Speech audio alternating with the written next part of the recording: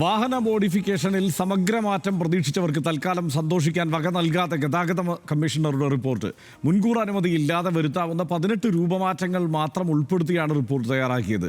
Seat കവറുകൾ, floor മാറ്റുകൾ, dash camera തുടങ്ങി reverse camera വരെ വാഹനങ്ങളിൽ മാറ്റം വരുത്താം. വാഹനത്തിന്റെ നിറം, എഞ്ചിൻ, ഷാസി ഫ്രെയിം എന്നിവ മോഡിഫൈ ചെയ്യാൻ RTOയുടെ മുൻകൂർ അനുമതി ആവശ്യമാണ്. മോട്ടോർ വാഹന നിയമത്തിലെ സെക്ഷൻ 52 പരാമർശിക്കാതെയാണ് പുതിയ റിപ്പോർട്ട് എന്നതാണ് ഏറ്റവും ശ്രദ്ധേയം. റിപ്പോർട്ട് പുറത്തു വന്നതിന് പിന്നാലെ സമൂഹ മാധ്യമങ്ങളിൽ VD സതീശനെതിരെ ട്രോൾ മഴ തുടരുകയാണ്. മുൻകൂർ അനുമതി ഇല്ലാതെ വരുത്താവുന്ന മാറ്റങ്ങളെല്ലാം നേരത്തെ തന്നെ അനുവദനീയമായ കാര്യങ്ങളായിരുന്നുവെന്നും സോഷ്യൽ മീഡിയ ചൂണ്ടിക്കാട്ടുന്നു. സീറ്റ് ബെൽറ്റ് ഇടാനും സർക്കാർ അനുമതി ഉണ്ടെന്ന് പരിഹസിച്ച MLA-മാരായ KU ജനീഷ് കുമാറും VK സനോജും ഒക്കെ രംഗത്തെത്തി. മോഡിഫിക്കേഷൻ അനുവദിക്കുമെന്ന് പറഞ്ഞ അധികാരത്തിലേറിയ VD സതീശൻ സർക്കാർ ജൻസികളെ ഉൾപ്പെടെ പറ്റിക്കുകയായിരുന്നു എന്നാണ് ഇപ്പോൾ ഉയരുന്ന ആരോപണം. VD സതീശൻ ഉറപ്പു നൽകിയ മോഡിഫിക്കേഷൻ ഗ്യാരണ്ടി തുടക്കം തന്നെ പാളുകയാണോ? കാണാം. വാഹന മോഡിഫിക്കേഷനുമായി ബന്ധപ്പെട്ട് വലിയ പ്രതീക്ഷയാണ് ഈ തെരഞ്ഞെടുപ്പിന് തൊട്ട് മുമ്പ് VD സതീശൻ ജൻസിക്ക് നൽകിയത്. ജൻസി മാത്രമല്ല സത്യത്തിൽ, അത് ജൻസി എന്നുള്ള മട്ടിൽ അതിനെ പൊതുവെ വിലയിരുത്തിയതാണ്. മോഡിഫിക്കേഷൻ കേരളത്തിൽ ഏറെക്കാലമായി നിലനിൽക്കുന്ന ഒരു സംഗതിയാണ്. വാഹന മോഡിഫിക്കേഷനിൽ ഒരുപക്ഷെ ഇന്ത്യയിൽ മറ്റേത് സംസ്ഥാനത്തും ഉള്ളവരേക്കാൾ നന്നായി ആ കാര്യങ്ങൾ ചെയ്യാൻ ശേഷിയുള്ള ആളുകൾ കേരളത്തിലുള്ളവരാണ്. അതുകൊണ്ട് ഇത് നേരത്തെ മുതലുള്ള ഒരു സംഗതിയാണ്. അവരെ മൊത്തത്തിൽ നിരാശരാക്കിയോ അതോ ഇത് പ്രതീക്ഷ നൽകുന്ന തീരുമാനങ്ങളാണോ വന്നത്?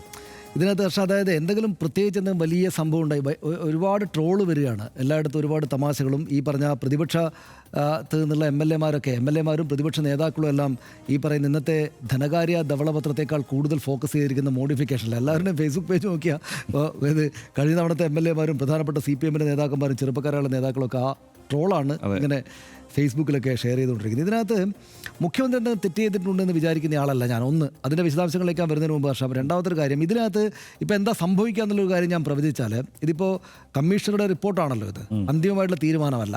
ഇതിപ്പോൾ ഇങ്ങനെ വലിയ ട്രോളൊക്കെ ആകും. സ്വാഭാവികമായിട്ടും മുഖ്യമന്ത്രി കൂടെ ചേർന്നിട്ടാണ് ഇതിൻ്റെ അന്തിമമായിട്ട് ഒരു സാങ്ഷൻ കൊടുക്കേണ്ടത്. അപ്പോൾ മുഖ്യമന്ത്രി അയ്യോ ഇത് പോരല്ലോ എന്ന് പറയുകയും എന്തെങ്കിലും ഒന്നോ രണ്ടോ ചെറിയ അഡീഷൻസ് കൂടെ ചേർക്കുകയും ചെയ്യുമെന്നാണ് ഞാൻ വിചാരിക്കുന്നത്. എന്നുവെച്ചാൽ അതിനുവേണ്ടി എന്തെങ്കിലുമൊക്കെ ബാക്കി വെച്ചിട്ടുണ്ടാവും എന്നാണ് എൻ്റെ ഒരു പ്രതീക്ഷ. അതായത് അത് ഇപ്പോൾ ഈ VD സതീശൻ സർക്കാർ വന്നിട്ട് ഇപ്പോൾ ട്രോള് ഷെയർ ചെയ്തതിന് 1-2 ആളുകൾക്കെതിരെ നടപടിയെടുത്തു, സർക്കാർ ഉദ്യോഗസ്ഥർക്കെതിരെ. എന്നിട്ട് അയ്യോ അങ്ങനെ നടപടിയെടുക്കാൻ പാടില്ല എന്നിട്ട് മുഖ്യമന്ത്രി തന്നെയും അക്കാര്യത്തിൽ ഇടപെടുകയും ആ നടപടി തിരുത്തുകയും ചെയ്തു. ഇതൊക്കെ നമ്മൾ കണ്ടല്ലോ. അപ്പോൾ അങ്ങനെ ഈ മുറിവേൽപ്പിച്ചതിന് ശേഷം ഉണക്കുക എന്ന, അതിലൂടെ ഈ ഗരിമയുണ്ടാക്കുക എന്ന ഒരു പദ്ധതി VD സതീശൻ സർക്കാർ ഈ കാര്യത്തിൽ കൂടെ അപ്ലൈ ചെയ്യുമോ എന്ന് ഞാൻ സാഹൂതം കാത്തിരിക്കുന്ന ആളാണ് ഞാൻ. കാരണം ഒരുപക്ഷെ ഇതല്ല കുറച്ചുകൂടെ കാര്യങ്ങൾ തരും കേട്ടോ എന്ന് പറഞ്ഞിട്ട് 1-2 കാര്യങ്ങൾ കൂടെ VD സതീശൻ മുഖ്യമന്ത്രി നേരിട്ട് തന്നെ ഇടപെട്ടിട്ട് ആയിരിക്കും ഇക്കാര്യം പ്രഖ്യാപിക്കുക. അപ്പോൾ ഉടനടി എല്ലായിടത്തും ഇങ്ങനെ അയ്യോ ഇതാ ഗംഭീരമായി കേട്ടോ, നേരത്തെയുള്ള വിമർശനങ്ങൾ ഏറ്റു, അദ്ദേഹം ഇടപെട്ട് ചില കാര്യങ്ങൾ കൂടെ തന്നിരിക്കുന്നു എന്ന മട്ടിൽ വലിയ കാർഡുകളും മറ്റുമൊക്കെ ഇങ്ങനെ പൊങ്ങി വരികയും ചെയ്യുന്നൊരു സാഹചര്യം ഉണ്ടാവുമെന്ന് ഞാൻ വെറുതെ അങ്ങ് രസകരമായിട്ട് വിചാരിക്കുകയും പ്രവചിക്കുകയും ചെയ്യുകയാണ്. അത് വസ്തുതാപരമായിരിക്കണമെന്നില്ല, പക്ഷേ എന്തായാലും അങ്ങനെ ഒരു കാര്യം കൂടെ ഞാൻ കാണുന്നുണ്ട്. രണ്ടാമത്തെ ഒരു കാര്യം, ഇപ്പോൾ അദ്ദേഹം എന്തെങ്കിലും തെറ്റ് ചെയ്തു എന്ന് വിചാരിക്കുന്ന ആളല്ല ഞാൻ എന്ന് പറയാൻ കാരണം വെച്ചാൽ അദ്ദേഹം ഒറ്റ കാര്യമാണ് പറഞ്ഞത്, അപകടകരമായിട്ടുള്ളതല്ലാത്ത മോഡിഫിക്കേഷൻസ് വരുത്താൻ അനുമതി നൽകുമെന്നേ അദ്ദേഹം പറഞ്ഞിട്ടുള്ളൂ. അല്ലാതെ നിങ്ങൾക്ക് വാഹനം നിങ്ങൾക്ക് തോന്നുമ്പടി അങ്ങ് മോഡിഫൈ ചെയ്തേക്കാം എന്ന് VD സതീശൻ മുഖ്യമന്ത്രി ആകുന്നതിന് മുമ്പ് പറഞ്ഞിട്ടേ ഇല്ല. അദ്ദേഹത്തിൻ്റെ പ്രകടന പത്രികയിലും അങ്ങനെ ഒരു സംഗതിയേ ഇല്ല. അങ്ങനെ വാഗ്ദാനം രേഖാമൂലമായിട്ടോ വാക്കാലോ അദ്ദേഹം നിങ്ങൾക്ക് തോന്നുമ്പടി നിങ്ങളുടെ വാഹനത്തിന് മുകളിൽ കണ്ട കാര്യങ്ങളെല്ലാം കൂട്ടിച്ചേർത്ത് വെച്ചിട്ട് അതിനെ മറ്റൊരു സംഗതിയാക്കാം, അതായത് പൂച്ചയെ പോലെ ഇരിക്കുന്ന വാഹനത്തെ ആനയെ പോലെ ആക്കാമെന്ന് ആരെങ്കിലും വിചാരിച്ചിട്ടുണ്ടെങ്കിൽ അത് അവരുടെ കുഴപ്പമാണ്. അല്ലാതെ മുഖ്യമന്ത്രി ആകുന്നതിന് മുമ്പ് VD സതീശൻ പറഞ്ഞ വാക്ക് കൃത്യമാണ്. അതായത് അപകടകരമല്ലാത്ത മോഡിഫിക്കേഷൻസ് വരുത്താൻ അനുമതി നൽകുന്നു. അദ്ദേഹം റിപ്പീറ്റ് ചെയ്തുകൊണ്ടേയിരുന്നു, എല്ലായിടത്തും അദ്ദേഹം പറഞ്ഞു. അപ്പോൾ അപകടകരമല്ലാത്ത മോഡിഫിക്കേഷൻസ് എന്ന് പറഞ്ഞാൽ എന്താണ്? അതിപ്പോൾ നിലവിൽ തന്നെ ഉള്ളതാണ്. കാരണം അതാണല്ലോ നിയമം. നിങ്ങൾക്ക് വാഹനം ഓടിക്കുമ്പോൾ അപകടം നിങ്ങൾക്കോ അല്ലെങ്കിൽ മറ്റുള്ളവർക്കോ ഉണ്ടാക്കാൻ സാധ്യതയില്ലാത്ത കാര്യങ്ങൾ മാത്രമേ ഒരു നിർമ്മിച്ച് പുറത്തേക്ക് ഇറക്കുന്ന ഒരു വാഹനത്തിൽ ഉണ്ടാക്കാൻ പറ്റൂ എന്നതാണ് നിയമം. അപ്പോൾ സ്വാഭാവികമായിട്ടും അതിനപ്പുറത്തേക്ക് ഒരു നിയമവും കൊണ്ടുപോകാൻ പറ്റില്ല. അത് VD സതീശനല്ല, അടുത്ത ഏതെങ്കിലും മുഖ്യമന്ത്രി വന്നാലും അത് നടക്കുന്ന കാര്യമല്ല. കാരണം അത് അപകടം ഉണ്ടാകാതെ യാത്ര ചെയ്യാനാണല്ലോ വാഹനങ്ങൾ. അപ്പോൾ അങ്ങനെ ഒരു ഉറപ്പ് അദ്ദേഹം കൊടുത്തിട്ടില്ല എന്ന് നമ്മൾ കാണണം. അദ്ദേഹം കള്ളമൊന്നും പറഞ്ഞിട്ടില്ല, അദ്ദേഹം കുറ്റമൊന്നും ചെയ്തിട്ടില്ല.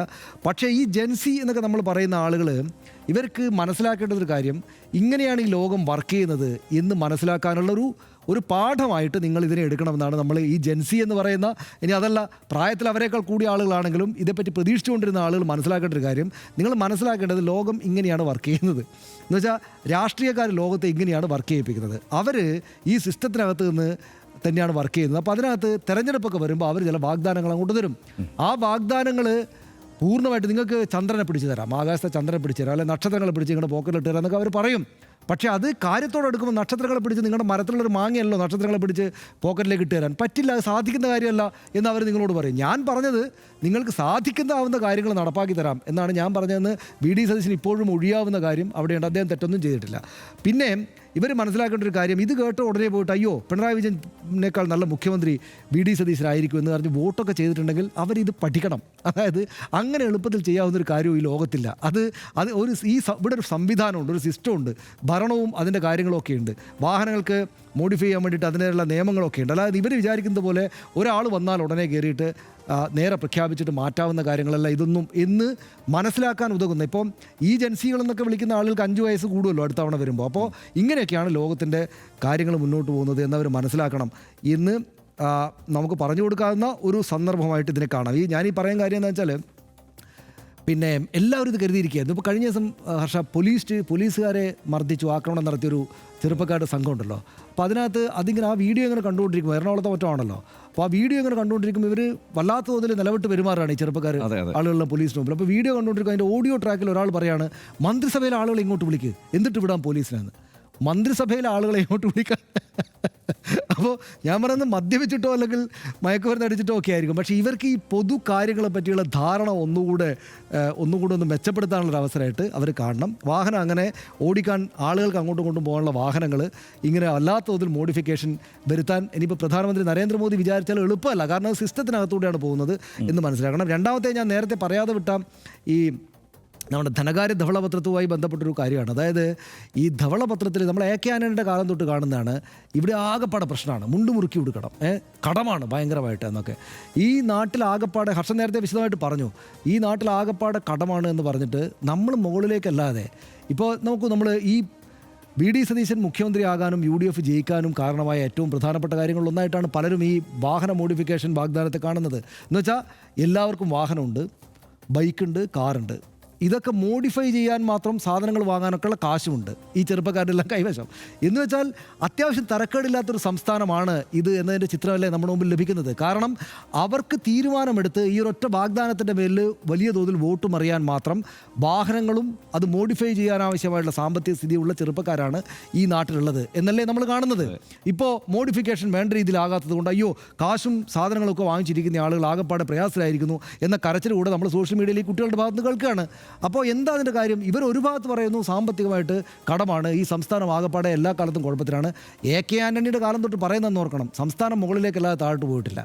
അപ്പോൾ ഇവിടെ അതിനുള്ള സാമ്പത്തിക അവസ്ഥയുണ്ടെന്ന് കൂടിയാണ് ഇത് ഞാൻ നേരത്തെ അതിൻ്റെ കൂടെ ചേർത്ത് പറയാൻ വേണ്ടി നിന്നാണ്, അത് ഞാൻ ഇതിൻ്റെ കൂടെ ചേർത്ത് പറയുന്നു എന്നേ ഉള്ളൂ. അതായത് അപ്പോൾ 2 കാര്യങ്ങളാണ്. ഒന്ന്, ഈ ചെറുപ്പക്കാർ ഈ കാര്യത്തെ കാണേണ്ടത് വി.ഡി. സതീശൻ എന്തെങ്കിലും കുറ്റമായിട്ടല്ല. അദ്ദേഹം വളരെ വ്യക്തമായിട്ടും കൃത്യമായിട്ടും അർത്ഥശങ്കക്കിടയില്ലാത്ത വിധവും പറഞ്ഞു, അപകടമുണ്ടാക്കുന്ന സംഗതികൾ പറ്റില്ല എന്ന് പറഞ്ഞു. അപകടമുണ്ടാക്കുന്നത് കൊണ്ടാണ് ഇവർ മനസ്സിൽ ഉദ്ദേശിക്കുന്ന ഈ പൂച്ചയെ പോലെ ഇരിക്കുന്ന വാഹനത്തെ ആനയെ പോലെ ആക്കാനുള്ള മോഡിഫിക്കേഷൻസ് ഈ സംവിധാനങ്ങൾ അനുവദിക്കാത്തത്.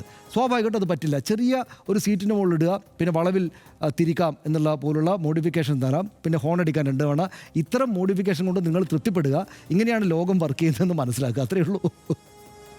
അല്ല, ഇതിനകത്ത് സനീഷ് എനിക്ക് തോന്നിയ ഒരു കാര്യം എന്താണെന്ന് വെച്ച് കഴിഞ്ഞാൽ വളരെ പെട്ടെന്ന് ഒരു തന്ത്രപരമായ ഒരു സമീപനമായിരുന്നു ഈ വിഷയത്തിൽ ആ തെരഞ്ഞെടുപ്പ് കാലത്ത് വി.ഡി. സതീശൻ സ്വീകരിച്ചത്. പിന്നീട് അത് ആവർത്തിച്ച് ഈ ഓൺലൈൻ മീഡിയ ചോദിക്കുന്ന സ്ഥിതിയുണ്ടായി. അതിൽ അദ്ദേഹത്തിൻ്റെ മറ്റേ പൂക്കിച്ചിരി വൈറലാകുക കൂടി ചെയ്തതോടെ ഇതാ വരുന്നു എന്നുള്ളൊരു പ്രതീതി സോഷ്യൽ മീഡിയ വഴി എല്ലാവർക്കും ഉണ്ടായി പൊതുവെ. കാരണം വാഹന മോഡിഫിക്കേഷന് വേണ്ടിയിട്ടുള്ള വലിയ ചില തീരുമാനങ്ങളൊക്കെ വരാൻ പോകുന്നു എന്ന മട്ടിൽ.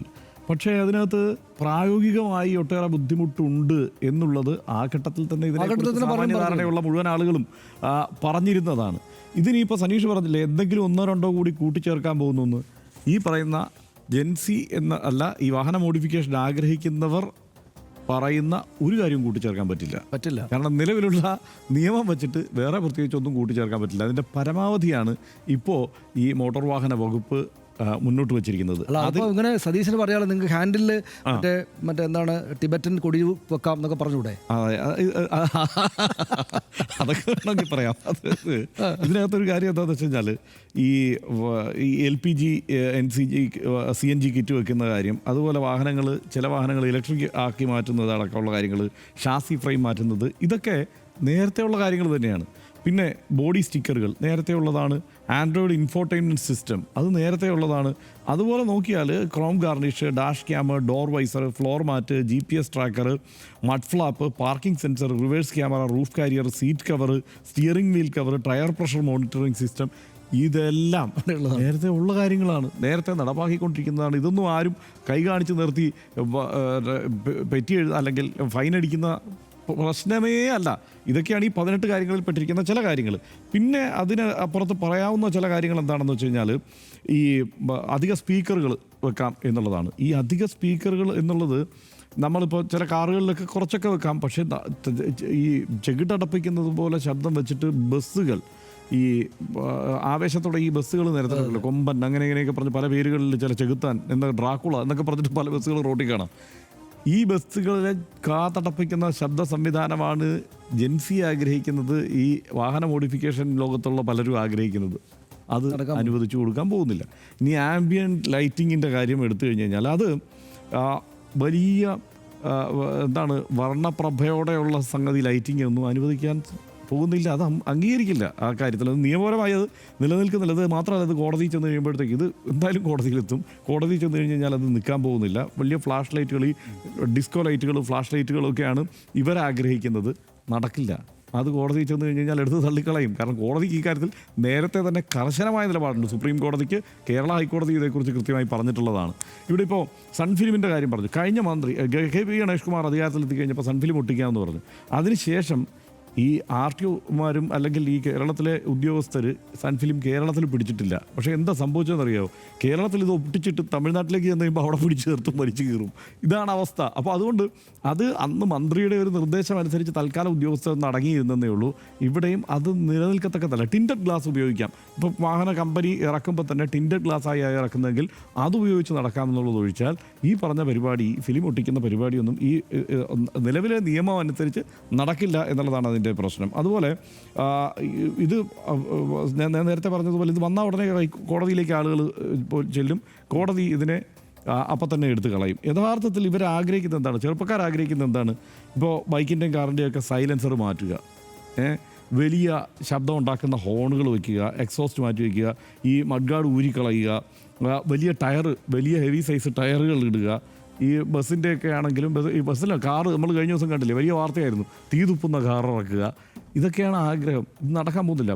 2 തരത്തിലുള്ള മാറ്റങ്ങളാണ് വാഹനത്തിൽ മോഡിഫിക്കേഷനിൽ വരുത്താൻ പറ്റുക. ഒന്ന് കോസ്മെറ്റിക് ആയിട്ടുള്ള മാറ്റങ്ങൾ, അടുത്തത് പെർഫോമൻസ് ഓറിയൻറ്റഡ് ആയിട്ടുള്ള അല്ലെങ്കിൽ മെക്കാനിക്കലായിട്ടുള്ള മാറ്റങ്ങൾ. അതിൽ ഈ കോസ്മെറ്റിക് മാറ്റങ്ങളിൽ തന്നെ വലിയ നിയന്ത്രണങ്ങളുണ്ട്. അതാണ് ഒരു പരിധിവരെ അനുവദിക്കാൻ കഴിയുന്നത്. ഇപ്പം നിറം മാറ്റുന്നത് നിലവിൽ നിലനിൽക്കുന്ന കാര്യം തന്നെയാണ്. റാപ്പ് ചെയ്യുന്നതിൻ്റെ പെർമിഷൻ വേണം. നമ്മളൊക്കെ എടുത്ത് റാപ്പ് ചെയ്യാറുണ്ടല്ലോ നമ്മുടെ വാഹനങ്ങളൊക്കെ. പക്ഷേ പെർമിഷൻ വേണം, ചിലപ്പോൾ പണം അടയ്ക്കണം. അങ്ങനെ പണം അടച്ചിട്ടൊക്കെയാണ് അതങ്ങനെ മാറ്റാൻ കഴിയുക. അതെല്ലാം നിലനിൽക്കുന്ന കാര്യങ്ങളാണ്. അതാ ഞാൻ പറഞ്ഞത്, ഇതെല്ലാം നിലനിൽക്കുന്നതാണ്. അതിനപ്പുറത്ത് ഈ ആഗ്രഹിക്കുന്ന മട്ടിലുള്ള സംഗതികളിലേക്ക് പോകാൻ കഴിയില്ല. ഇതിനൊരു കാരണം കൂടിയുണ്ട്. അതായത് ഇന്ത്യ എന്ന് പറയുന്നത് ലോകത്ത് ഏറ്റവും കൂടുതൽ റോഡ് അപകടങ്ങൾ ഉണ്ടാകുന്ന രാജ്യങ്ങളിലൊന്നാണ്. അതിൽ തന്നെ കേരളം എന്ന് പറയുമ്പോൾ കേരളം ഏറ്റവും കൂടുതൽ വാഹന സാന്ദ്രതയുള്ള സംസ്ഥാനങ്ങളിലൊന്നാണ്.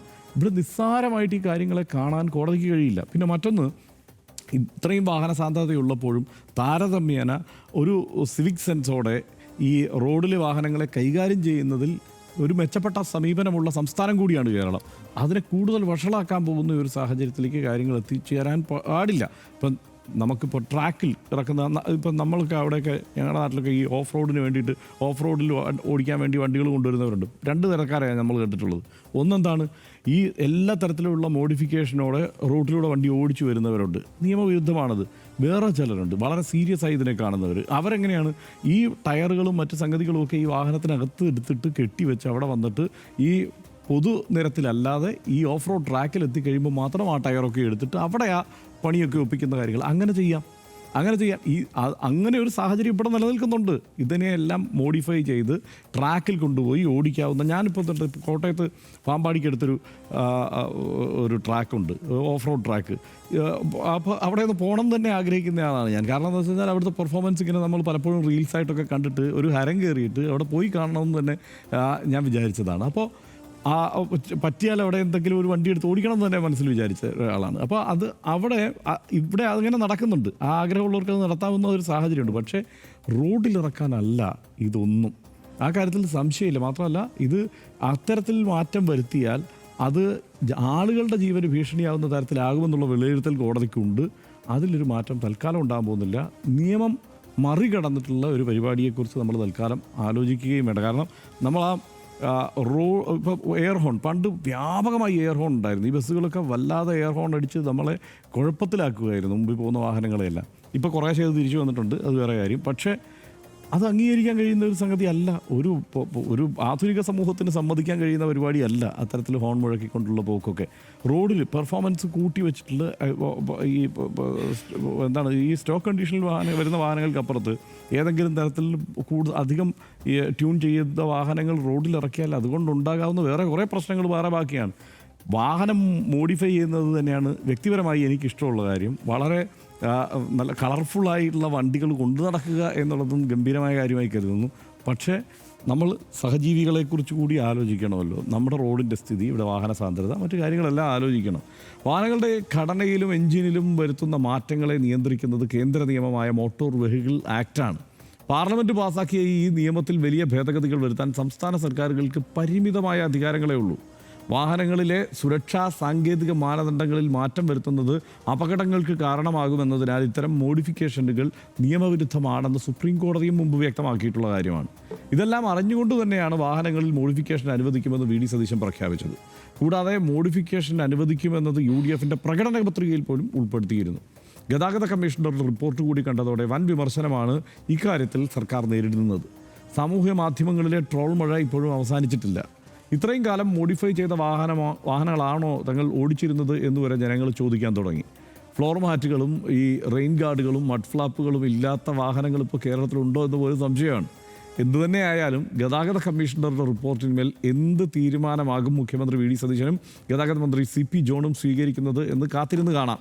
തൽക്കാലം വാഹനം എങ്ങനെയാണോ അങ്ങനെ കൊണ്ടു നടക്കുന്നതാകും എല്ലാവർക്കും പോക്കറ്റിന് നല്ലത് എന്ന് മാത്രം തൽക്കാലം ഓർമ്മിപ്പിക്കുന്നു.